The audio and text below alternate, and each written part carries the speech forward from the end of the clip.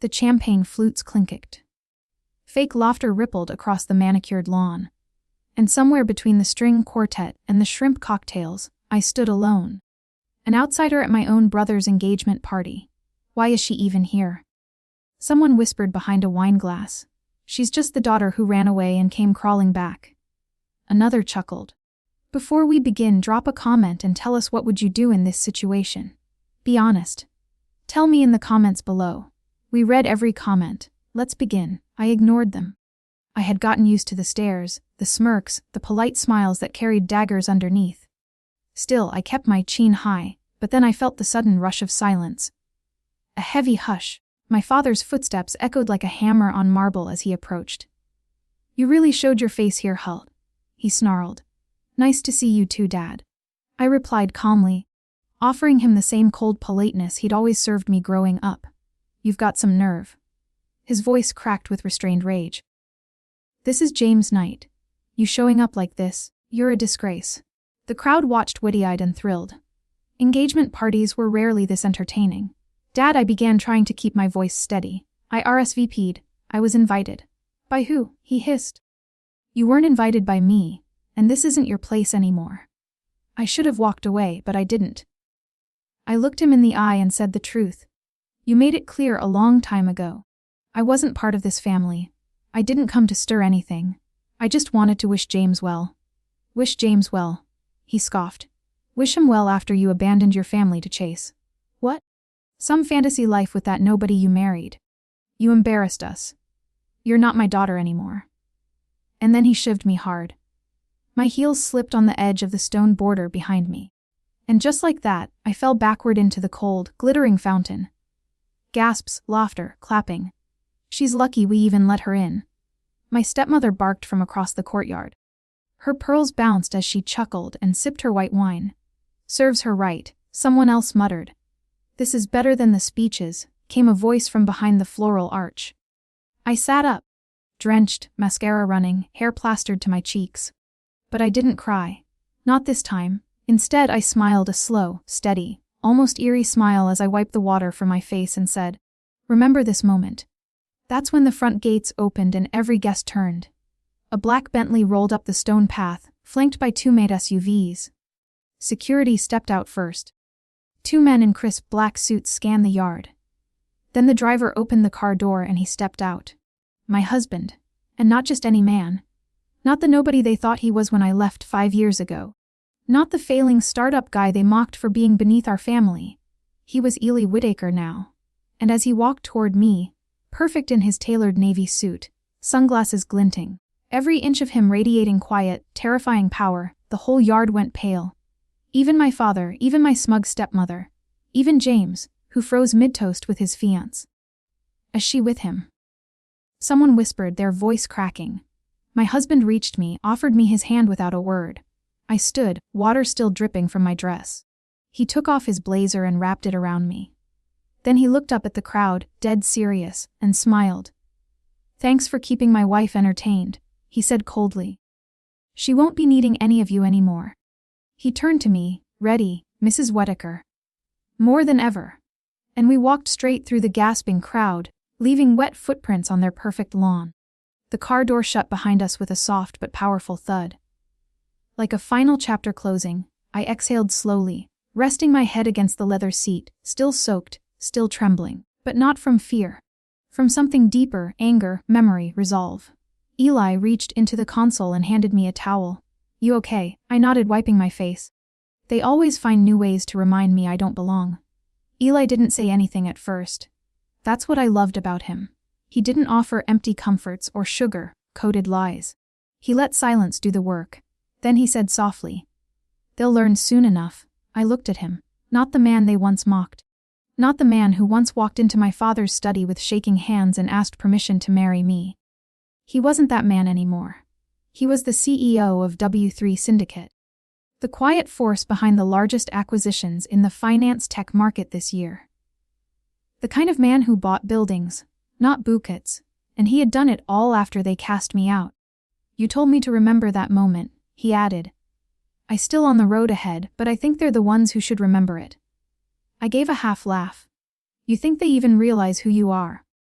Oh, they do now. He wasn't lying because 5 minutes after we left the party, my father was dialing me over and over. I didn't answer. My inbox pinned. Sarah, please call me. We didn't know. Let's talk. That was just a misunderstanding. It got out of hand. It was surreal. The same man who disowned me in front of 200 guests, who shoved me into a fountain, who publicly screamed I wasn't his daughter anymore, was now trying to talk, but I didn't reply because now I had the leverage. The next morning, we didn't go home. We drove downtown into the core of the city to a high-rise where Eli's name was etched into the marble at the lobby entrance. W3HQ. Come in with me, he said, holding the door. I frowned. Why? I've got wet hair, no makeup. I need you in the boardroom. What? He smiled. Because today, the day you sign your name on something they thought you'd never touch again. We took the express elevator to the 48th floor. When we stepped into the boardroom, the executive stood. Not for Ely, but for me. Gentlemen, Ely said calmly. This is Sarah Whittaker. You may know her as my wife, but you should also know starting today she owns 51% of Crosswell Holdings. Silence. Stun faces. Crosswell Holdings. My father's company. The company I'd grown up hearing about over breakfast. Watching him build from scratch. Obsess over. Worship like a shrine. The company he always said would only be passed on to someone capable. Not a dreamer, not a girl with soft hands. He gave it to James, never to me, what he didn't know. 2 years ago, when Ali began quietly buying out distressed companies, we came across one of Crosswell's shell vendors. Eli asked me to look into it. I did. And what we found, Quell had debt, hidden, dangerous debt.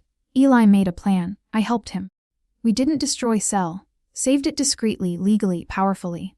Then we acquired 32% over the span of a year. Then another 10% from a forgotten stakeholder in France. The rest yesterday morning. The final shares all in my name. Congratulations, the CFO said, finally finding his voice. You're the majority shareholder now. I smiled. Thank you. I signed the papers. Elegant black ink on cream linen stock. And just like that, I own the company my father swore I'd never be good enough for. I leaned back in the chair. Not out of arrogance. Not even revenge, but peace. Pure, quiet, overdue peace. Want to send the board a memo? Ely asked half teasing. No, I replied. Let's send an invitation. Invitation. I nodded. To the next executive round table. Eli raised a brow where I smiled. Same place they threw the engagement party. 3 days later, the sun was sharp and merciless over the glass estate where it all began. The same estate where I was pushed into a fountain. The same estate where I was told in front of 100 people that I was nothing. But today wasn't an engagement party. It was business. The invitation I sent out to Crosswell's board members and to my father and brother was short and clinical. Quell Holdings internal review round. Attendance mandatory. Location Whitstone Estate East Pavilion. Host Sarah Whittaker majority shareholder. Time 10 a.m. The reactions panic. I heard it in their voices on the voicemails. I saw it in the rushed emails Eli's assistant forwarded to me. James was confused. My father was livid. The board was unsettled, but they came because they had no choice. At 9:05 a.m. I stood inside the marble-pillared pavilion. Hair up, powder blue blazer, calm, intentional eyes. They arrived exactly on time. Of course they did. My father taught them that. He came in first, flanked by James and 2 long-standing directors. I watched my father's eyes land on me and stay there, unmoving, unreadable. For a moment, no one spoke. Then he laughed. A short fake chuckle. Well, this is quite a show, isn't it? I didn't blink. This is a board meeting, Dad. Not a show. James sat slowly, face pale. My father remained standing. So, you're the one who bought it all up, he said. Behind our backs, secretly, manipulatively. It was legal, clean, strategic. I replied. Exactly how you used to operate before the desperation. That hit him. I saved Crosswell. I continued. You just never noticed. You were too busy building James up. Blind to the storm your own decisions had created. Blind to your debts. Blind to the fact your company was drowning. You think this is some kind of power play. He snapped. Some kind of revenge because I didn't hand everything to you. No, I said slowly, it's a correction. You told the world I wasn't capable, that I wasn't worthy of your legacy. So, I built my own. And along the way, I rescued yours.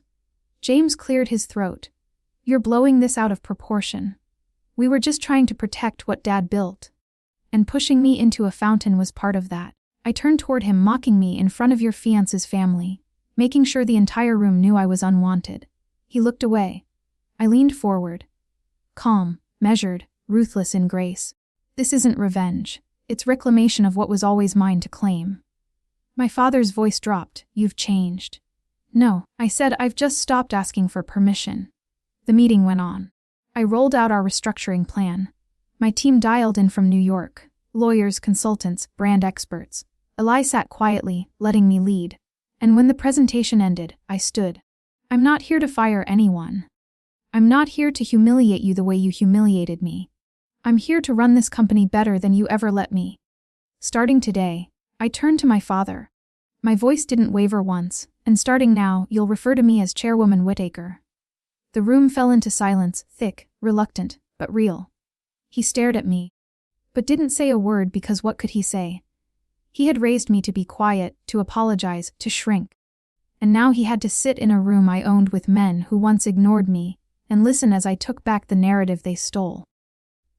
That night the estate felt different. Like a haunted house that had finally been aired out. I stood on the balcony with Ely, sipping black tea instead of champagne. You still smiling inside? He asked. I looked out over the garden. The lights, the same stones that once framed the fountain where I fell. Yes, I said, but not because they're hurting. Then why? Because I didn't have to destroy them to win. I turned to him. I just had to become someone they couldn't ignore. Later that week, I returned to the estate alone. Not for a meeting, not for business, but to find something that had haunted me for years. My mother's will. After she died, I asked about it. My father said there was nothing left, and that she had signed everything over to him, but I never believed that. And now I had the legal power to look. I headed straight to his old study. It hadn't changed in 20 years. Same shelves, same framed photo of James shaking hands with the mayor. Not a single photo of me.